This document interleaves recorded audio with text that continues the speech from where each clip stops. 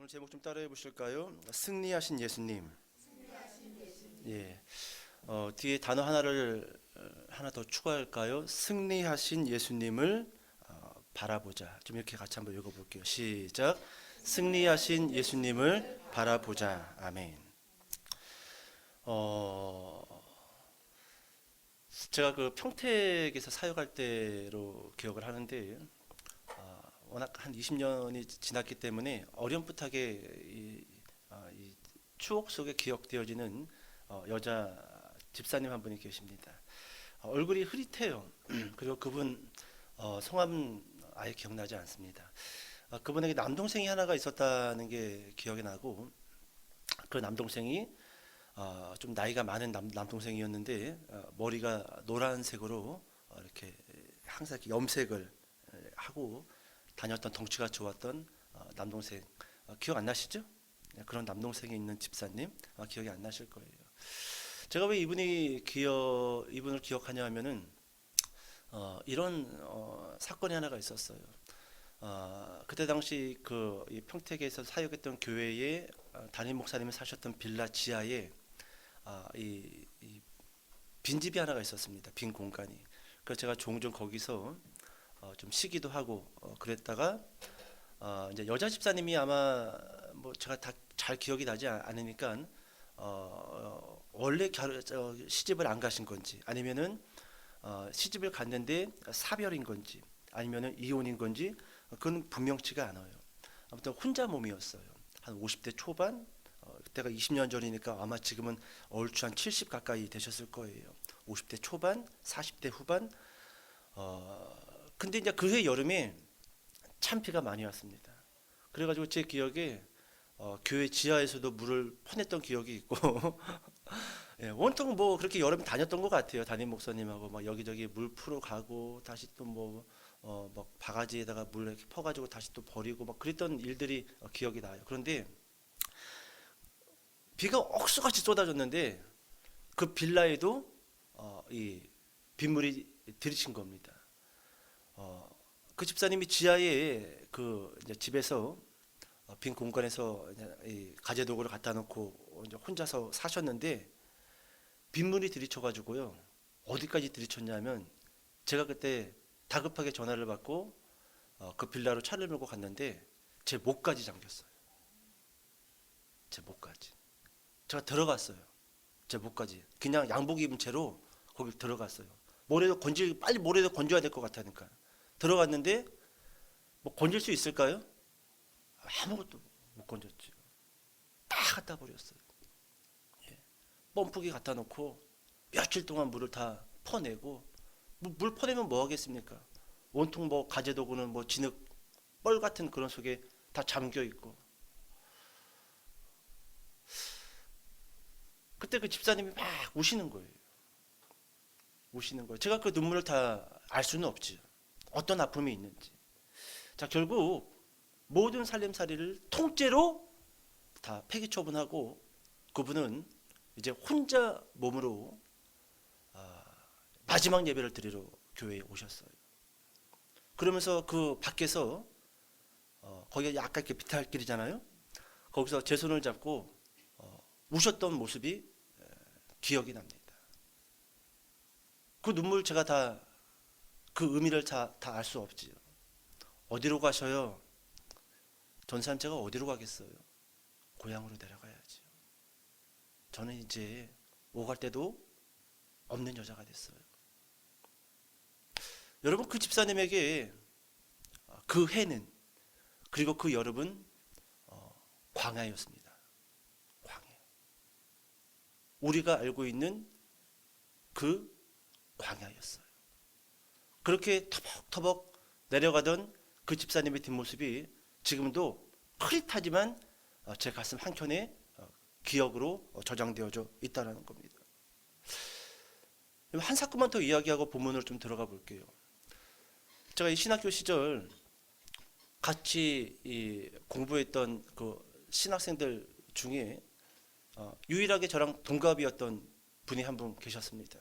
그때 제가 아마 27살에 이제 신학을 시작했으니까 27, 28살 때쯤에 신학을 시작했으니까 근데 저랑 동갑이었던 그 신학생은 벌써 이미 결혼을 해서 이제 갓난아이가 있었어요.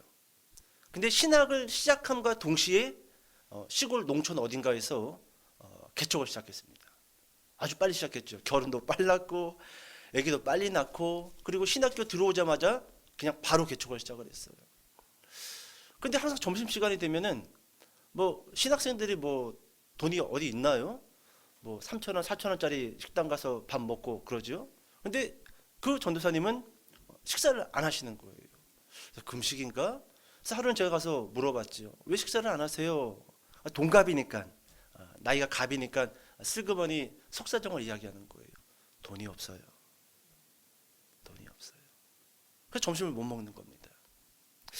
나중에 시간이 조금 지나서 이제 수요일 날 이제 그 교회를 같이 신학을 공부하고 있었던 그 전도사님들과 함께 그 먼저 개척했던 그 전도사님 개척 교회를 한번 수요 예배를 드리려고 방문을 했습니다.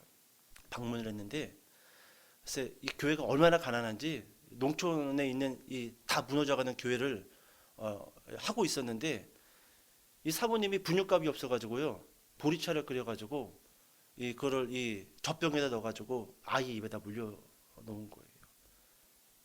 먹은 게 없으니까 젖이 나오겠어요? 안 나오죠. 분유를 살 돈이 없으니까 보리차를 끓여가지고 그 아이 입에 물린 그 모습이 지금도 제 기억 가운데 있습니다.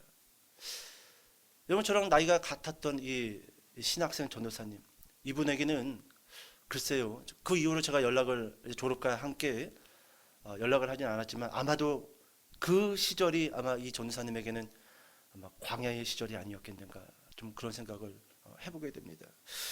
여러분, 오늘 우리가 마가복음 1장 12절과 13절의 말씀을 읽었는데요, 여러분 1장에 유독 많이 등장하는 지명 하나가 있습니다. 우리 말씀 같이 한번 봐볼까요? 먼저 3절과 4절 같이 한번 읽어볼게요. 3절과 4절. 자, 시작. 광야에 외치는 자의 소리가 있어 이르되 너희는 주의 길을 준비하라. 그의 오실 길을 곧게 하라. 기록된 것과 같이 세례 요한이 광야에 이르러 제사함을 받게 하는 회개의 세례를 전파하니. 자, 오늘 본문이죠. 12절과 13절도 다시 한번 읽어볼게요. 12절 13절. 자, 시작. 성령이 곧 예수를 광야로 몰아내신지라. 광야에서 40일을 계시면서 사탄에게 시험을 받으시며 들짐승과 함께 계시니 천사들이 수종 들더라. 여러분 3절 4절 그리고 12절 13절 어디 지명이 많이 지금 등장을 하지요? 광야입니다. 광야. 여러분 마가복음 1장에는요 이 광야라는 지명이 무려 4번이나 기록이 되어져 있다라는 거예요. 여러분, 마가복음에서 제일 먼저 등장했던 인물 세례 요한, 여러분 이 사람도 광야에서 자랐고 광야에서 성장했고 그리고 광야에서 나옵니다. 그리고 회개하라 천국에 가까웠다라고 설교하면서 사람들로 하여금 광야로 들어오게 합니다. 그러니까 여러분 어떻게 보면 마가복음 1장의 또 다른 주제는요 광야라는 거예요. 근데 더 놀라운 것은요, 세례 요한 뒤 이어서 등장하는 예수님이 세례 요한에게 물 세례를 받고 물 세례를 받음과 동시에 성령 세례를 받습니다. 성령이 충만하여서 성령이 예수님을 이끌고 가시는데 그 이끌었던 장소가 어디지요? 광야라는 거예요. 광야. 왜 광야일까요? 그리고 이 광야는 우리에게 무엇을 의미하고 우리에게 무엇을 가르쳐 주는 장소인가? 여러분 먼저 광야는 어떤 장소인가? 광야 말 그대로지요. 사막입니다. 거친 사막이에요. 풀 한 폭이 나지 않는 들짐승들이 배가 고파서 울부짖는 그런 장소. 물을 구할 수가 없고 그늘을 얻을 수가 없고 힘을 제공하지 않는 장소가 광야라는 거예요. 그러니까 여러분 첫 번째 광야는 어떤 장소인가? 죽음과 생존이 엇갈리는 장소예요. 죽음과 생존. 그러니까 여러분 광야에 있다라는 것은요 항상 이쪽 편에는 죽음이 있고 이쪽 편에는 살아야겠다라는, 항상 죽음과 생존이 엇갈리는 장소라는 겁니다. 두 번째로 광야는 어떤 장소인가? 도움이 없이는 살 수 없는 장소. 제가 뭐 이 광야를 가본 적은 없으니까 뭐 이 광야에 사는 그런 어떤 민족들이 있대요. 배 뭐라고 하던데, 맞아, 베두인. 그래요. 어떻게 아세요? 혹시 베두인들의 그 전통 가운데 절대로 나그네를 그냥 보내는 법이 없다라고 합니다. 이게 왜 그러냐 하면은 그들이 광야에서 살기 때문에 그래요. 누군가의 도움이 없이는 절대로 생존할 수 없기 때문에 철저하게 나그네를 도와준다라는 겁니다. 이게 전통이라는 거예요. 여러분, 광야는 어떤 장소인가? 두 번째, 도움이 없이는 살 수 없는 장소가 광야라는 거예요. 자, 세 번째는 어떤 의미가 있는가? 자신의 한계를 직시하게 만드는 장소. 나의 한계. 혹시 여러분들 지금까지 사시면서 자신의 한계에 이제 부딪혀 본 적이 있으십니까? 이게 내 한계인 것 같아. 이 이상은 내가 내 힘으로, 내 경험으로, 내가 알고 있는 인맥으로 안 될 것 같아. 이게 광야라는 거예요. 자신의 한계를 직시하게 만드는 장소라는 겁니다. 여러분, 성경을 보면은요, 광야를 경험했던 인물들이 많이 등장을 합니다. 어떻게 보면은요, 구약 성경에 등장했던 수많은 그 성경 인물들은요, 다 광야에 들어갔다가 살았고, 광야에서 훈련되었고, 광야에서 나오게 되었다라는 거예요. 자, 여러분, 광야를 경험했던 인물들, 여러분, 아브라함 볼까요? 믿음의 조상 아브라함. 아브라함은요, 하나님이 이렇게 명령하죠. 본토 친척 아비 집을 떠나라. 아브라함에게는요, 아비 집을 떠나는 것이 광야였습니다. 광야였어요. 그죠? 여러분, 혼자서 아비 집을 떠난다? 부족 사회에 어떻게 공격받을지 모릅니다. 이때는 쪽수가 많아야지 싸워서 이길 수 있는 시대인데, 일단은 아비 집을 떠난다라는 것은 쪽수가 안 된다라는 거예요. 아브라함에게 있어서 아비 집을 떠나는 것 자체가 광야로 들어가는 큰 모험이었다라는 거예요. 두 번째, 욥 봅시다. 욥에게는 무엇이 광야였을까요? 재난 아닙니까? 재난을 통해 가지고 10명의 아들과 딸이 다 사망했습니다. 재산은 다 공중분해됐어요. 그리고 아내는 욥을 저주하면서 떠났습니다. 그리고 본인은 병에 걸렸어요. 광야지요. 광야란 말이에요. 여러분, 우리가 잘 알고 있는 선지자 요나 선지자. 요나 선지자에게는 어디가 광야였냐 하면 물고기 뱃속이지요. 자신의 한계를 직시했던 경험. 물고기 뱃속에 들어가기 전까지는 본인의 힘으로, 본인의 생각으로 충분히 하나님의 말씀을 피해서 도망칠 수 있다. 배 밑창에 들어가 있으면 안전하다. 그렇게 이리 피해보고 저리 피해봤지만 물고기 뱃속으로 들어가는 순간 누구를 찾습니까? 하나님을 찾잖아요. 그러니까 요나에게는 물고기 뱃속이 광야였다라는 거예요. 여러분, 다윗 가서 봅시다. 다윗은 언제 광야였냐? 사무엘 선지자가 다윗의 머리 위에 왕이 되겠다라고 기름을 부으는 그 순간에 다윗은 광야였어요. 그 순간부터 사울 왕은 다윗을 죽이기 위해서 호시탐탐 기회를 노리잖아요. 여러분, 참 역설적이지 않습니까? 왕이 되겠다고 그렇게 사무엘 선지자가 기름을 부었는데 그 순간 광야로 들어가 버린 거예요. 그 순간. 여러분, 또 있어요. 여러분, 신약으로 넘어오면요, 사도 바울 다메섹 언덕에서 누굴 만나죠? 부활하신 예수님을 만났습니다. 얼마나 감격일까요? 얼마나 감동일까요? 이거는 구원의 사건이잖아요. 부활하신 예수님이 친히 나 한 사람을 만나려고 나타나신 거잖아요. 얼마나 좋겠어요. 만약에 어느 날 여러분들이 밤에 길을 걸어가는데 부활하신 예수님이 나 만나려고, 나 한 사람 만나려고 그 길 가운데 딱 나타났다. 이거 얼마나 영광입니까? 어떤 단체도 아니고 나 한 사람 만나려고 친히 오셨다. 여러분, 바울이 그런 경험을 했지요. 그리고 나서 성경을 보면은 바울은 무려 3년 동안 아라비아 광야로 들어갑니다. 아라비아 사막으로 들어가요. 그리고 거기에서 어떤 일이 있었는지, 거기서 무엇을 했는지 어떤 기록도 없어요. 그런데 이 3년 후 광야를 나와서 사도 바울은 어마어마한 사역들을 감당을 합니다. 1차 선교 여행, 2차 선교 여행, 3차 선교 여행, 교회를 세우고 귀신 들린 자들을 고치고 병든 자들을 일으키고 엄청난 사역들을 한단 말이죠. 과연 바울에게 그 아라비아 광야 3년은 과연 어떤 의미가 있었냐라는 거예요. 한 사람은 더 볼까요? 오늘 마가복음 1장에 등장하는 두 인물, 세례 요한. 조금 전에도 이야기했지만 이 세례 요한은 어려서부터 광야로 들어갔습니다.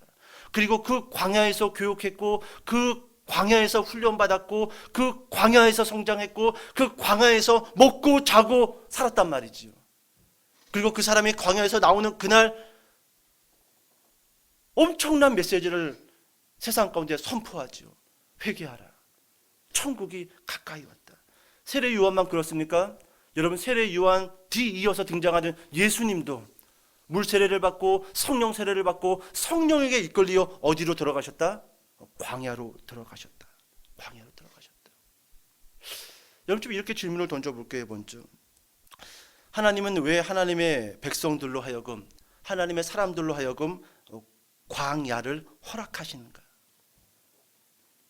왜 하나님은 하나님의 사람들을 광야라는 학교로 입학시키는가?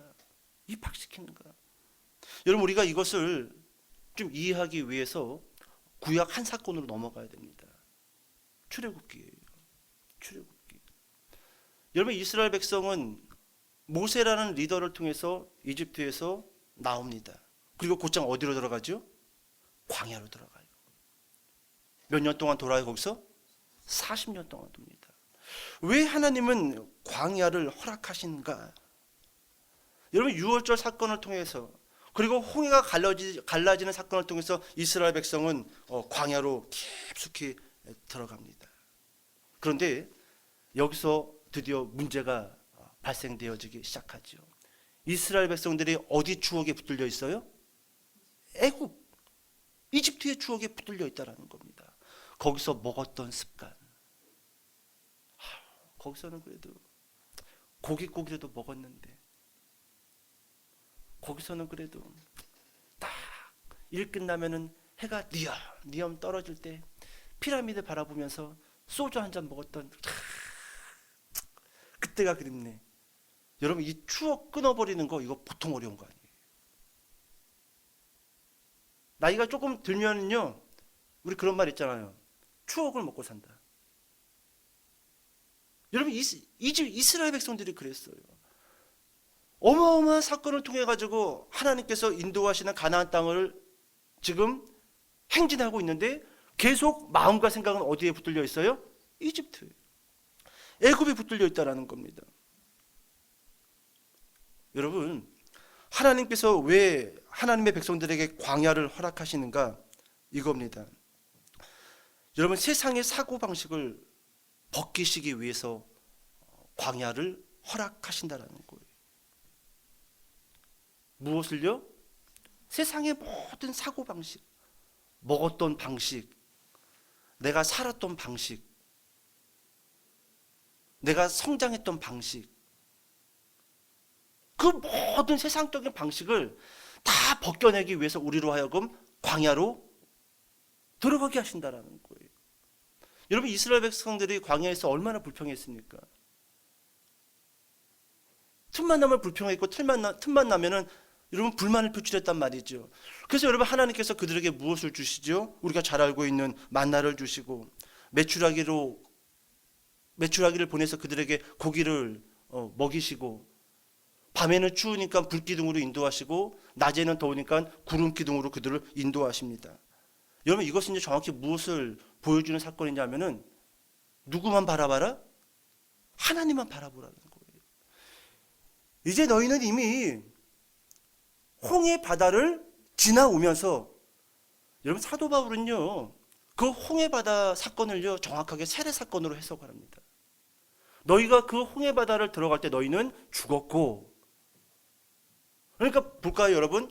바로의 입장에서는 이스라엘 백성들이 홍해로 들어갑니다. 저것들 자살하네. 저것들 죽었어. 세상 입장에서는요, 하나님의 백성들이 하나님을 믿는 순간 저것들은 끝났어, 이렇게 생각합니다. 근데 반대로 가나안 편에서 이렇게 홍해를 바라보면은요, 여러분, 죽었던 사람들이 살아서 올라옵니다. 완전히 다른 거예요. 같은 사건인데 세상이 봤을 때는 하나님을 믿는 사람들은 저 사람들은 이제 끝났어. 저 사람들은 이제 우리랑 관계가 끝났어. 그렇게 보지만 하나님 입장에서 너희는 살았다. 살았다. 그러니까 여러분, 하나님은 이 백성에게 무엇을 가르쳐주고 싶은 거냐 하면은, 너희는 이미 저 애굽에서의 삶이 끝났기 때문에, 죽었기 때문에 더 이상 그 추억에 매달려 있지 말라라는 겁니다. 그러면서 앞에 무엇을 보여주는 거예요? 구름 기둥을 보여주고 불 기둥을 보여주고 하늘에서 떨어지는 만나와 메추라기를 보여주면서 누구만 바라봐라? 하나님만 바라봐라. 너 지금까지 어떻게 살았니? 너 네 경험으로 살았잖아. 너 지금까지 어떻게 살았니? 네가 배운 학습된 걸로만 살았잖아. 이젠 그렇게 살지 말라라는 거예요. 이젠 그렇게 살지 말라는, 먹는 문제부터 해가지고 너를 입히고 너를 따뜻하게 하고 너를 그늘지게 하는 그 모든 것은 하나님이 제공할 테니 이제부터 너의 모든 초점은 누구만 향해야 된다? 하나님만 향해야 된다. 여러분, 이게 바로 하나님께서 우리에게 광야를 허락하신 이유라는 거예요. 하나님만 바라봐. 우리 저기 에어컨 좀 켜주실래요? 여기 앞에 있으니까 더운데. 여러분, 제가 이런 경험이 있습니다. 우리 세영이가 막 태어났을 무렵인데, 그때 이제 마침 이 신학 대학원을 가기 위해서 이제는 뭐 샤워를 하고 준비를 하는데 이 화장품이 떨어진 거예요. 제가 이제 화장품을 잘 안 바릅니다. 뭐 지금도 한 5년째 하나 바르고 있는데 유통기한은 3년 지났어. 그래서 얘를 이렇게 발라야 되나 말아야 되나. 얘만 바르면은 자꾸 이렇게 에프킬라 냄새가 난다고 하는 것 같고, 사람들이. 그래서 그래도 좀 남았으니까 뭐 우리 사모는 뭐 괜찮다고 쓰라고 하는데, 나는 뭐 그거보다 더 진한 것도 쓰고 있다고 하는데 뭐 모르겠어요. 그게 써도 되는 건지 안 써도 되는 건지. 근데 그때 이제 좀 가을철이래 가지고 이렇게 로션이나 스킨 같은 걸 안 바르면은 알잖아요. 이렇게 하얗게 일어나는 거. 그럼 되게 좀 보기 안 좋잖아요. 이렇게 애들이라면 괜찮아도 나이 먹어서 이렇게 막 이렇게 하얗게 일어나고 웃고 다니고 그러면은 뭐 은혜도 안 되고, 얘가 전도사야 목사야 막 그러고 막 이단 갖고 그런단 말이죠. 근데 화장품이 떨어졌어요. 그래서 그냥 뭐 그러나 보다 하고 그냥 학교를 갔어요. 그러면서 이제 마음속에 화장품 좀 어디서 이렇게 어떻게 얻을 수 없을까? 뭐 그런 생각을 하면서 갔던 것 같아요, 학교를. 그리고 나서 이제 수업을 듣고 이제 이거 점심 시간이 되어서 식당으로 밥을 먹으러 걸어가는데 잘 아는 분이 아니에요. 저보다 나이가 훨씬 많은 어떤 여자분인데, 그분도 이제 그 어떤 교회에서 성가대 지휘를 했던 그런 분이세요. 근데 그분도 신학을 공부하려고 신대원에 들어오셨는데, 이렇게 많은 사람들이 복도를 오면서 이렇게 지나가는데 그 여자분이 저를 싹 지나쳤는데 갑자기 저한테 다가오더니 제 어깨를 툭툭툭 치는 거예요. 그래서 잘 모르지만 얼굴만 아니까 안녕하세요 이렇게 인사만 했어요. 근데 그분이 대뜸 하는 얘기가, 혹시 화장품 필요하지 않으세요? 그러는 거예요. 많이 일어났었나 지금 생각하니까. 그래서 그래, 불쌍해서 그랬나? 근데 저는 깜짝 놀랐어요. 아니, 남자가 저만 있었던 것도 아니고, 그리고 그 식당을 걸어갈 때 뭐 저랑 친했던 남자 전사 그분들도 다 일어났어. 나만 일어나는 게 아니야. 다 그냥 그 짓거리야. 뭐 저런 사람들을 믿고 어떻게 하나님 말씀을 배울까 막 염려스러울 정도로 다 일어났어. 양치도 잘 안 돼 있고. 근데 그분이 내 어깨를 치더니 화장품이 필요하지 않으세요? 라고 해서 깜짝 놀랐어요. 화장품 필요한다. 근데 본인 차에 교회 행사가 있었는데 교회에 참석했던 목사님들을 화장품 선물로 다 나눠주고 2개가 남았다라는 거예요. 근데 하나는 내가 누굴 주려고 갖고 왔고, 하나가 남아서 고민인데 그냥 갑자기 전도사님한테 주고 싶은 마음이 생겨서 그냥 여쭤보는 거래요. 제가 그때 깜짝 놀랐어요. 깜짝 놀랐어요. 여러분, 좀 이렇게 이야기해서 죄송하지만 화장품을 안 바르고 하얗게 일어나서 학교를 갈 때 저는 그게 광야였어요. 그게 광야였습니다. 근데 하나님이 제 속으로 화장품이 필요한데 이거 어떡하지? 그 음성을 들으신 거예요? 안 들으신 거예요? 들었어요. 들었단 말이죠. 그러니까 여러분, 광야에서는요, 하나님이 하나님의 사람들의 그 세심한 생각, 그리고 조용한 마음의 읊조림까지 듣는다 안 듣는다? 듣고 계시다라는 거예요. 저는 그때 그 화장품을 받자마자 하얀 거를 잠재우기에서 막 발랐습니다. 그러면서 어떤 하나님을 알게 됐냐면 세심한 하나님. 이런 작은 부분까지도 하나님께서 세심하게 챙겨주시네. 상당히 은혜가 됐던 그런 시간이었습니다. 이것만 있었던 게 아니에요. 제가 그 침신대를 다닐 때 꼭 그 저기 온누리교회에서 하는 세미나 하나를 참석하고 싶었어요. 설교 관련된 세미나인데 그때 당시에 그 세미나가 2박 3일 동안 정확히 기억나지 않지만 12만 5천 원인가 15만 얼마였나 이 정도 됐어요. 근데 그때 보통 제가 한 달 사례비가 40만 원 이랬거든요. 그럼 4분의 1을 세미나비로 주고 나면은요, 뭐 학생들 떡볶이도 사줘야 되죠. 저도 책을 사서 봐야 되죠. 이 돈이 여력이 없는 거예요. 가고는 싶은데 못 가는 거죠. 가고는 싶은데. 그래서 이제는 버스를 내려가지고 이제 학교까지 가려면은 거기가 뭐 인도가 없습니다. 그러니까 반은 논두렁이고 반은 찻길이에요. 그런 데 있잖아요, 시골. 사람이 걸어 다닐 수도 없는 길. 차들은 쌩쌩 달리는데 한쪽 편은 논두렁이에요.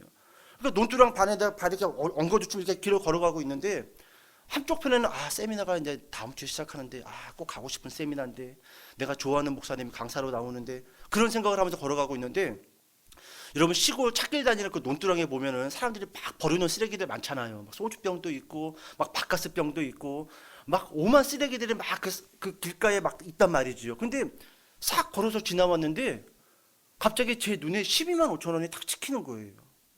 12만 5천 원이. 방금 내가 이렇게 지나오면서 12만 5천 원을 본 거예요. 왜 12만 5천 원이 보이지? 그래서 논두렁으로 내려갔어요. 내려가서 막 이런저런 종이들과 막 소주병과 바카스병하고 막 농약이 막 뒹구르는 데서 어떤 한 이렇게 완전히 구겨진 종이를, 이거 하얀색이었어요. 하얀색. 완전히 구겨진 종이를 주워가지고 딱 펼치는 순간 그 하얀 종이가 10만 원이에요. 자기 압수표 10만. 그 자기 말고. 옛날에는 10만 원이 수표였단다. 자기 압수표 10만 원이고 그 10만 원 안에 고추장이 묻어있는 2만 5천 원이 딱 있는 거예요. 안 믿는 눈빛인데 그 2만 5천 원에 특별히 그 5천 원에 고추장 닦은 적이 딱 있는 거예요. 그 제가 그 12만 5천 원을 주워가지고 학교로 걸어가면서 이게 도대체 무슨 일일까? 왜 그리고 5천 원에 고추장이 묻어 있을까라고 했었을 때 제 생각은 이래요. 그 농부 아저씨가 농산일 끝나고 사람들하고 거하게 막걸리하고 먹고 취했어. 근데 농사꾼들 막 이렇게 현찰로 주고받고 하잖아. 뭐 팔고 하면은. 그래서 고추장이 묻었네 그래가지고 술 먹어가지고 여기서 추진력을 종이 꺼내가지고 쫙 닦고 버린 것 같아 내 느낌에. 버린 것 같아. 그게 12만 5천 원이야. 12만 5천 원. 12만 5천 원. 그래가지고 제가 학교 가서 그날 밤에 제 그 친한 친구들 불러갔던 동기들 불러가지고 제가 평택 가서 떡볶이 쌌던 기억이 있습니다. 예. 결국 세미나 못 들었어요. 떡볶이를 너무 많이 싸가지고. 여러분 놀랍지 않습니까? 여러분 광야, 우리는 이렇게 하나님께 반문합니다. 하나님 왜 이렇게 저에게 힘든 광야를 허락하신 겁니까? 근데 아니라는 거예요. 여러분 그 광야라는 현장 가운데 누가 더 크게 작용되고 있는 거예요? 하나님이라는 거예요. 하나님이 우리를 광야로 들여보내실 때, 우리에게 광야를 허락하실 때 하나님의 이유가 있다는 겁니다. 그리고 광야 들어가기 이전보다도 더 크게 하나님이 역사하는 그런 은혜의 흔적들을 그 광야 속에서 발견할 수 있다는 거예요. 여러분 결국 이렇습니다. 하나님은 인생의 광야를 통해서 누구만 바라보자? 하나님만 바라보자. 이것을 검증하기를 원하신다라는 거예요. 너 이래도 나 안 바라볼래? 너 이래도 자꾸 네 생각으로 살래? 이제 그렇게 하지 마. 너도 이제 한계에 다다랐잖아. 너도 이제 네 스스로 어떻게 할 수 있는 상황이 아닌 거 알잖아. 그럼 누구만 바라보자? 나만 바라보자. 하나님은 광야를 허락하시고 그 광야를 통해서 그 믿음을 검증하기를 원하신다는 겁니다. 자, 또 한 가지. 광야를 허락하심으로 인하여 하나님이 원하시는 것이 무엇이냐 하면은 첫 번째, 친밀함입니다. 누구와의 친밀함? 하나님과의 친밀함이에요. 여러분 오늘날 그리스도인들이 왜 변화가 안 되는 줄 아십니까? 여러 가지 이유가 있겠지만 저는 이게 대표적인 거라고 생각되어집니다. 하나님과의 친밀함이 없어요. 여러분 사람은 친밀할 때 닮습니다. 친밀할 때 변화가 이루어져요. 여러분 그게 광야라는 겁니다. 광야를 통해서 하나님만 바라보게 되고 하나님을 바라볼 때 여러분 우리는 하나님과 친밀한 관계가 유지될 수 있다는 거예요. 여러분 이때 사람은 변화되는 거예요. 왜 나는 신앙생활을 오래 했는데 이렇게 변화가 안 되는 거지? 왜 내 생각은 안 바뀌는 거지? 왜 내 습관은 여전히 똑같지? 이유는 하나예요. 하나님과 친밀한 관계가 아직 형성되어져 있지 않기 때문에 그래요. 여러분 혹시 좀 자신의 삶에 대해서, 자신의 인격에 대해서, 습관에 대해서 변화되기를 원하신다라고 한다면 다른 거 다 그만두시고요. 하나님만 바라보는 훈련이 되어져야 돼요. 그러면 하나님과 가까워지게 될 거고 하나님과 가까워질 때 우리 안에 계신 그 성령님이 우리로 하여금 변화되게 인도하실 겁니다. 여러분 이럴 때 종교인이 되지 않는 거예요. 이럴 때. 여러분 또 다른 게 있어요. 하나님께서는 왜 우리에게 광야를 허락하시는가? 인내심을 키우게 하시기 위해서 그래요. 인내심. 여러분 결국 신약 마태복음부터 요한계시록까지 계속 성도들에게 강조하고 있는 여러 가지 말씀 가운데 한 가지가 뭐냐 하면 인내입니다. 인내. 기다리라는 거예요. 참으라는 거예요.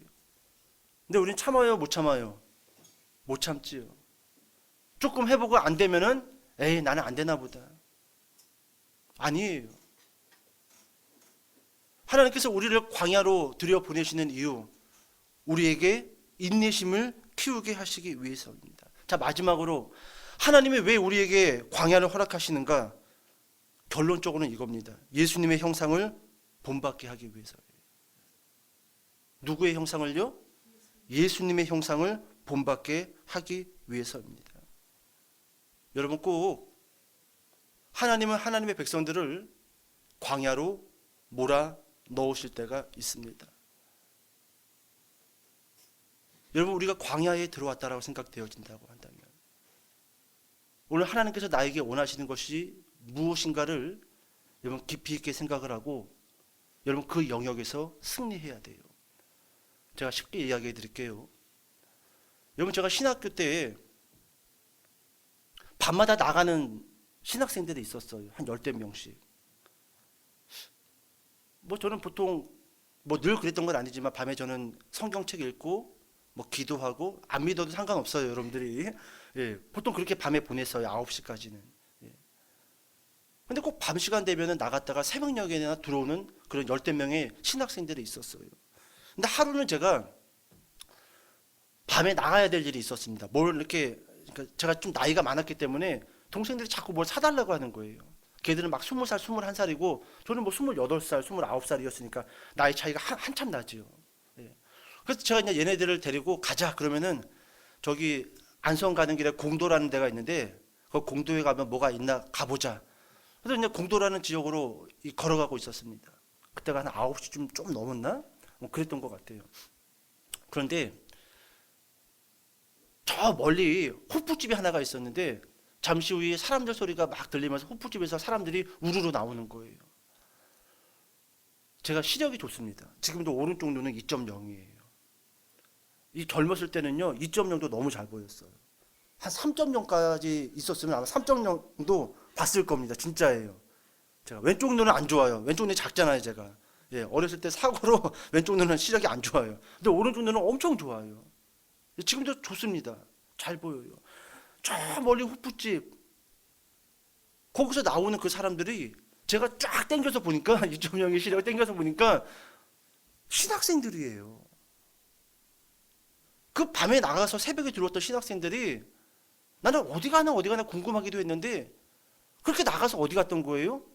치맥. 여러분들 좋아하는 치맥. 그렇게 거하게 술 먹고 그렇게 놀고 그랬던 겁니다. 여러분 좀 이렇게 이야기해 볼까요? 그 신학생들에게 그 치맥은 광야입니다. 그거 승리해야 돼요. 그거 승리하지 못하면요, 하나님과 친밀해질 수도 없고 당연히 친밀할 수 없으니 변화, 성령의 능력 받을 수 없어요. 그 신학생들이 반드시 승리해야 되는 그 광야는 치맥이었단 말이죠. 또 이런 친구가 하나 있었어요. 이제 막 고등학교 졸업해가지고 신학교를 들어온 친구인데 얘는 지나치게 PC방을 자주 가. PC방 가면 뭐 할까요? 공부할까요? 게임하겠지요. 그 신학생에게 광야는요, PC방이에요. 거기서 승리하지 못하면요, 걔는 거기서 죽습니다. 치맥에서 승리하지 못한 신학생들, 거기서 승리하지 못하면요, 그 사람들 치맥 때문에 죽어요. 이게 하나님이 성경을 통해서 우리에게 말씀해 주는 거예요. 광야는요, 엄청나게 스펙타클합니다. 엄청나게 많은 의미가 그 안에 담겨져 있어요. 이스라엘 백성들 보세요. 결국 가나안 땅 앞에 두고 불평하고 불만해가지고 몇 년 돌아요? 40년 돌잖아요. 그 사람들 가운데 가나안 땅 들어간 사람이 있습니까? 다 죽어요. 다 죽고 그들의 자녀들만 들어갑니다. 여호수아랑 함께. 다 죽어요. 그러니까 여러분, 광야는요, 여러 가지 의미가 있지만 그 광야에서 우리가 이겨야 될 것들이 있다라는 거예요. 하나님만 바라보지 않고 했던 그 모든 애굽의 잔재들, 세상의 잔재들, 그것을 어떻게 해야 된다? 벗겨내야 된다라는 거예요. 그때 그 신학생들 지금 치맥에서 승리했는지 모르겠어요. 저는 이제 침신대에서 바로 선결대로 넘어왔기 때문에 연락을 하고 있지 않지만, 여러분 고린도 교회를 보면은요, 고린도 교회도 광야가 있습니다. 이 고린도 교회의 광야는 뭐냐 하면은 교만과 은사주의였어요. 여러분, 고린도 교회가 이 교만, 그래서 파가 나눠지지 않습니까? 나는 이 목사님이 좋아, 나는 이 목사님이 좋아, 나는 뭐 은사가 세, 막 사분오열 교회가 찢어집니다. 이게 왜 그럴까요? 교만해서 그래요. 그리고 강한 은사주의 때문에 그렇습니다. 고린도 교회의 광야는 교만이었고 은사주의입니다. 이거 뛰어넘지 못하면요, 고린도 교회는 평생 이 광야에서 헤매다가 끝나고 맙니다. 여러분, 우리 주변에 그런 교회들 많잖아요. 뭐 하나 뛰어넘지 못해가지고 계속 그 문제 때문에 뺑글뺑글 돌다가 결국은 교회 깨지는 경우들 많이 봤잖아요. 그게 광야라는 거예요. 광야라는 겁니다. 여러분, 혹시 우리가 여러분들만 알고 있는 어떤 광야 안에 여러분들이 지금 갇혀 있다라고 한다면 하나님께 무릎 꿇고 먼저 기도하셔야 됩니다. 하나님, 이 광야의 의미는 저에게 뭡니까? 물어보셔야 돼요. 절대로 우리의 생각으로 그 스펙터클한 광야가 무엇인지 직감하기가 상당히 어렵다라는 거예요. 하나님, 저로 하여금 지금 이와 같은 상황, 이와 같은 형편에 있게 하신 그 이유는 무엇입니까? 물어봐야 된다라는 거예요. 그렇게 물어볼 때 하나님께서는 대답하실 것이고, 그 대답을 통해서 우리는 내가 이 광야를 어떻게 나갈 수 있는가, 여러분, 그 실마리를 찾을 수 있게 된다라는 것이죠. 여러분, 오늘 본문을 보면 예수님께서 물 세례를 받고 그리고 성령 세례를 받고 성령이 충만하십니다. 근데 그 성령이 예수님을 이끌고 어디로 들어가시죠? 광야로 들어갑니다. 그리고 몇 번의 시험을 받으셔요? 3번의 시험을 받으십니다. 여러분, 3번의 시험을 받았다라는 것은요, 성경에서 3이라는 숫자는 완전수입니다. 완전한 시험을 받았다라는 거예요.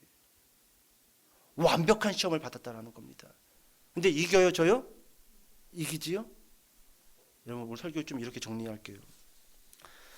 여러분, 우리가 광야에 들어가서 우리가 이겨야 할 것들이 있습니다. 우리가 싸워야 할 것들이 있어요. 그런데 하나님은 먼저 우리에게 이렇게 이야기합니다.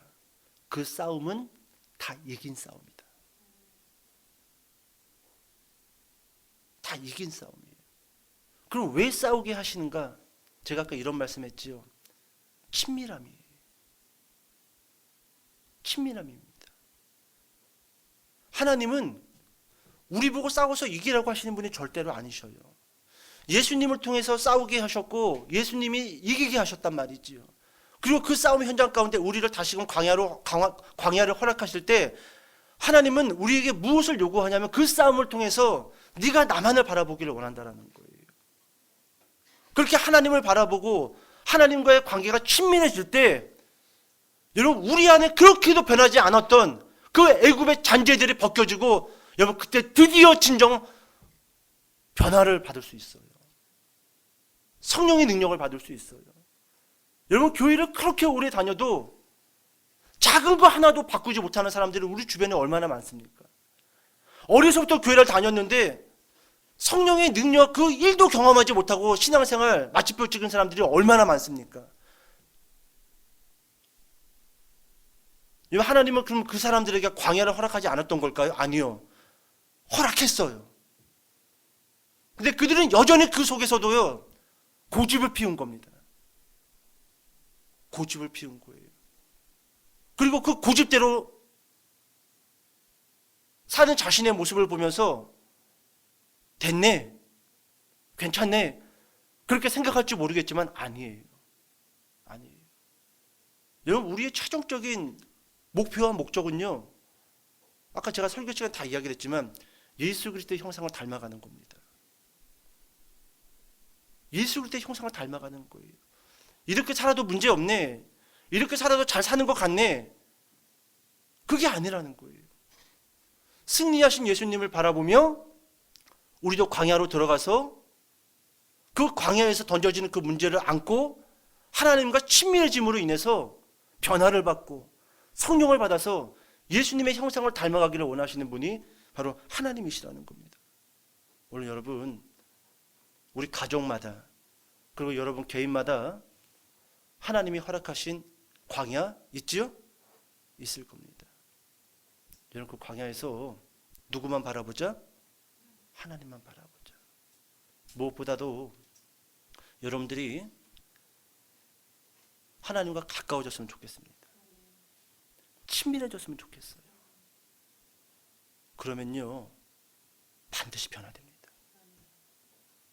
여러분들의 기도는 능력이 될 거예요. 여러분들이 하는 그 말은요 권능이 될 겁니다. 왜요? 하나님이 그렇게 약속하셨기 때문에. 약속하셨기 때문에. 이런 광야를 통해서 이런 능력의 사람들로서 다시금 광야를 출발하는 저와 여러분 되시기를 주님의 이름으로 축복합니다. 기도하겠습니다.